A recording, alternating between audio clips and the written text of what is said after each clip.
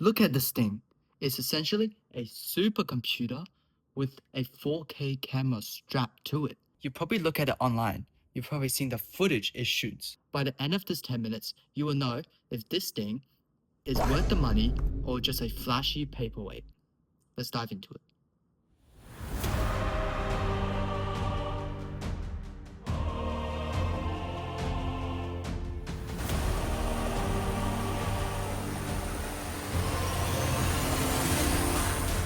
Let's start with the biggest, most obvious thing about drones. For the entire of human photography, we were stuck on the ground, unable to see the view from above. Until this thing came. A regular road trip looks like a multi-billion-dollar commercial. It forces you to look at the world that we live in differently. If you're a photographer, a filmmaker, or just a hobbyist trying to get a drone, you stop seeing things that are right in front of you, but instead you visualize what it looks like if it was seen from above. If you're a photographer, a filmmaker, or just a hobbyist trying to get a drone, but you're feeling uninspired, unmotivated, a drone is the ultimate cure. It is an instant injection of creativity. This technology is basically magic now. Here's something the veterans don't want you to know. Flying a drone is super easy. Today, you push a button and it takes off. You say a command on your phone and it will follow you. You don't have to worry about it crashing. The drone just hovers in the air and wait for your command. Modern drones have obstacle avoidance. That's these things on the top. These are called fish eyes. In this drone, there's 3 on the top and there's 3 on the bottom. There's also a LiDAR right here that makes you see in the dark. This drone is 360 basically bulletproof to any obstacle. It will avoid it, and if I try to get close to it, it will instantly stop and give you a warning on your screen. They have return to home built-in functions in there where if you lose signal while flying, it will fly back to you. The barrier has never been lower than this. Another benefit is a drone gets you outside the door. Instead of scrolling on your phone, you wake up at 5 a.m. just to chase the sunrise for a beautiful scenic view that you'll never see on the ground. This is an underrated benefit.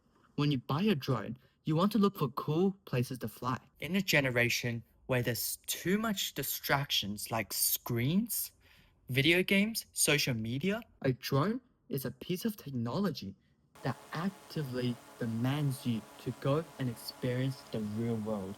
Okay, let's talk money. A drone can pay itself really quickly.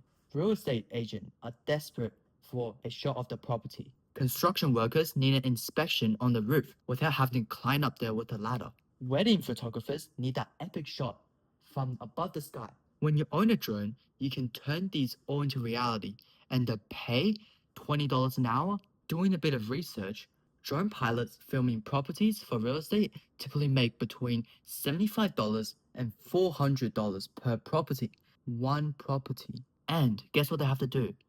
Drive there, launch the drone, take a couple of photos, come back, and go home.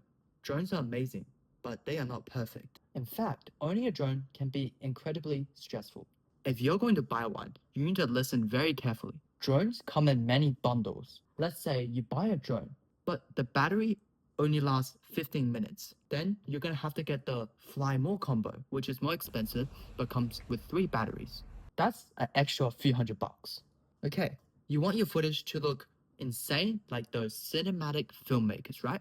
They have something called an ND filter. That, another $50. You need a fast micro SD card. Okay, another $50. What if you crash it? You'll need insurance, which for DJI, that's another $200. Quickly enough, a $800 drone can soon turn into a $1,200 drone. The bill starts adding up. And don't even get me started. No one tells you the physical anxiety of your first flight. Scared of crashing? Don't want to fly too far away? $1,000 piece of plastic flying at your backyard. Your palms will sweat.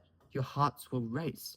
What if you crash? And then the controller starts beeping. Too much wind. Too low battery. I'm losing signal. There's a bird on my drone. And you cannot fly wherever you want. You live near airport, military base, restricted airspace, next to country borders. Before you buy a drone, you need to check the airspace and check if your house falls under restricted airspace. If it does, unfortunately, you're gonna have to drive every time you want to fly it. Laws are getting stricter and stricter about drones because the world is starting to fly.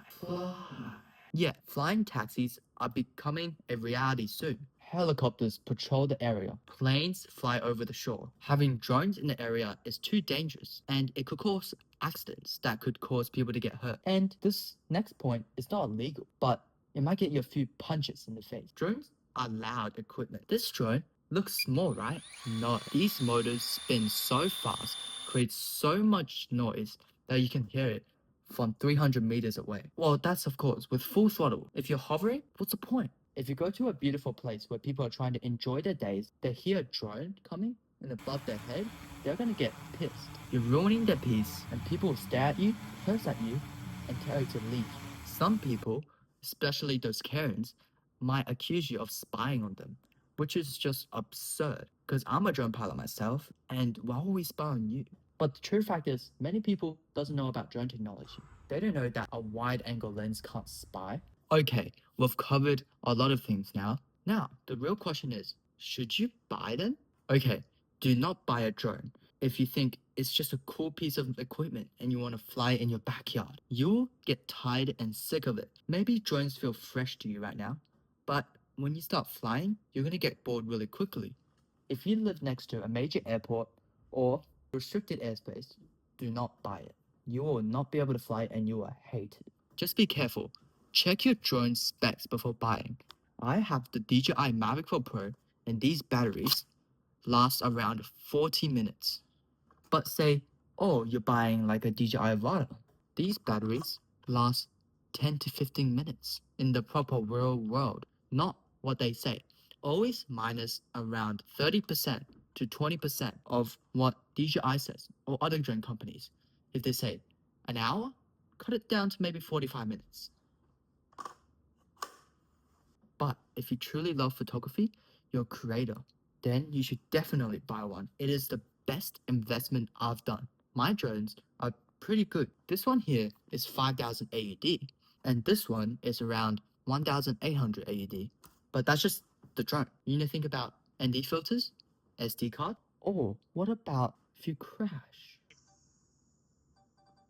Oh, the insurance for this drone is $139, but for this big boy, $500 just for insurance. And plus, if you crash, that doesn't mean you get covered fully. You just have to pay around 20% of the price.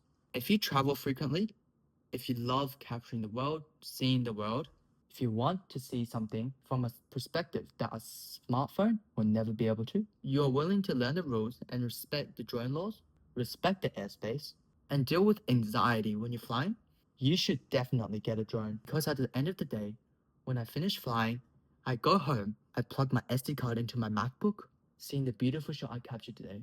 Honestly, I feel like my life is worth it. The cinematic sweep over the mountain, the FPV flying very close to the sand on the shore. Of course, with no one around. Honestly, the feeling when you unfold the antennas, you see the DJI screen, when you connect to your aircraft. Oh yeah, don't worry.